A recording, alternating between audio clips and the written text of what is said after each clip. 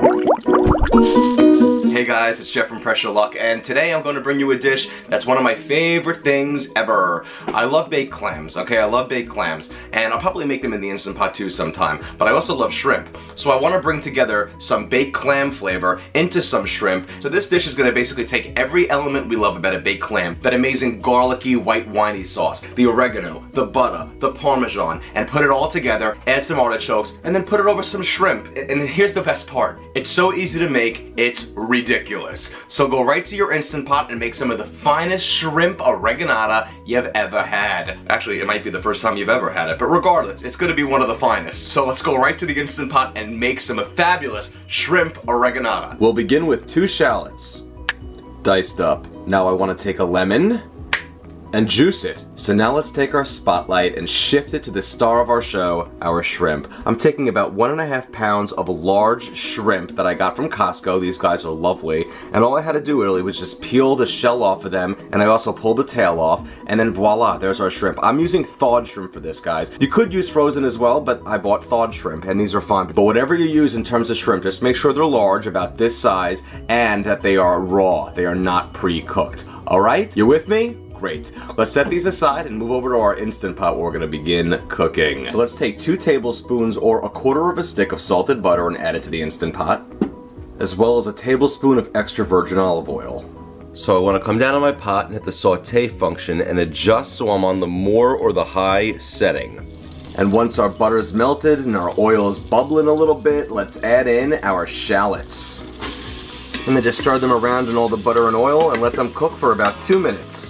And the smell, of course, at this stage is already delectable. And now that 2 minutes of the shallots sizzling in the butter and oil have passed, let's now add in 1 tablespoon of crushed garlic. And then stir that around and let that cook for another minute. And it smells even more incredible now. You see, after a few moments of cooking in there for about another minute or so with the garlic, it looks unbelievable in terms of color, nice and brown. So now let's add in some broth. I'm going to add in 3/4 cup of a garlic or chicken broth. 1/2 cup of a dry white wine like a Chardonnay, or if you don't have any of that lying around, you can use some white cooking wine if you have that instead. And my lemon juice. Now I want to season it up by adding 1/2 teaspoon of black pepper, 1/2 teaspoon of kosher salt, and because it's an oreganata, 2 teaspoons of oregano. And let's just stir that all up together in the pot. And lastly, let's add in our shrimp. And now just take our spoon and just coat our shrimp in the sauce just like this. Make sure it's nice and in there. And we're going to then immediately add the lid on top.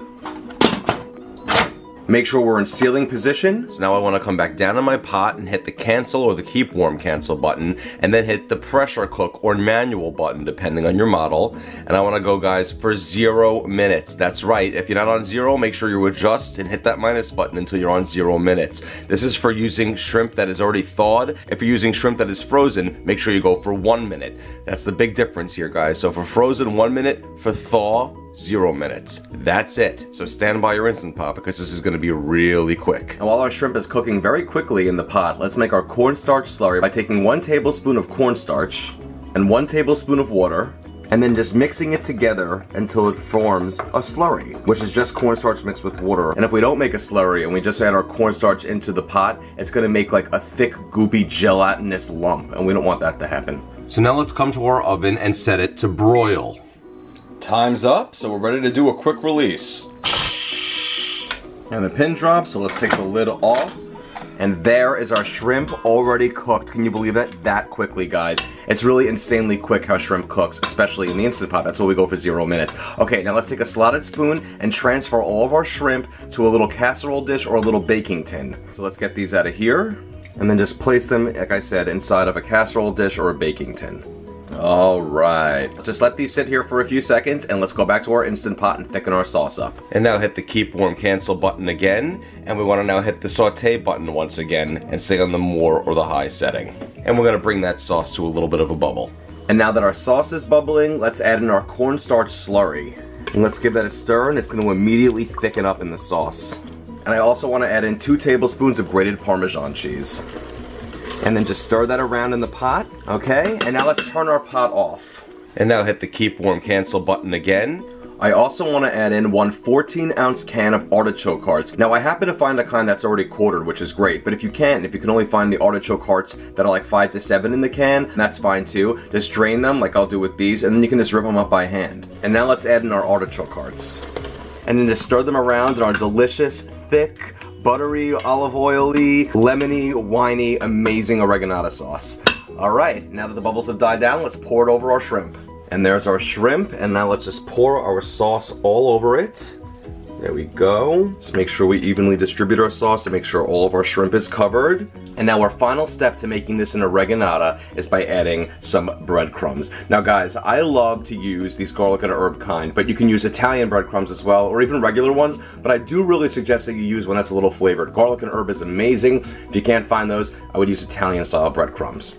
And we're just gonna really use it by hand and sprinkle and just do it like this, okay? So we're not over the top, but so that the tops of the shrimp and the artichoke are nice and covered with the breadcrumbs, a nice decent amount. Because when you make a baked clams oreganata, of course you have breadcrumbs on it. So baked clams oreganata, here you have shrimp oreganata. And then just take some more of your oregano and just put it on top of the breadcrumbs. So we're kind of looking just like this. All right? Perfect. Now we're ready to pop this into the oven to broil for 1 minute. There we go. I'm putting it on the top rack in my oven, literally for 1 minute under the broiler. And come back in 1 minute to check on them to make sure that they're not burning, because it's going to be very delicate under there and we don't want to overdo our shrimp. And then if it's not 100% to your liking in terms of the brownness of the top of the breadcrumbs, give it another 30 seconds. And now let me take my shrimp out of the oven. It's been in there for about 1 minute, and oh yeah guys, this is exactly how I want it to be. Let's put it on top of our countertop and we're going to now serve immediately. And there we have it guys, shrimp oreganata ready to serve. Let's do it. And I'm gonna place some in a bowl, just like so. Get some of that amazing sauce over it with some equally amazing artichokes. More shrimp, more artichokes. And now, let's serve it up. Get in my mouth right now. All right guys, let's try it out. Here we go. First I'll start off with the shrimp, all right?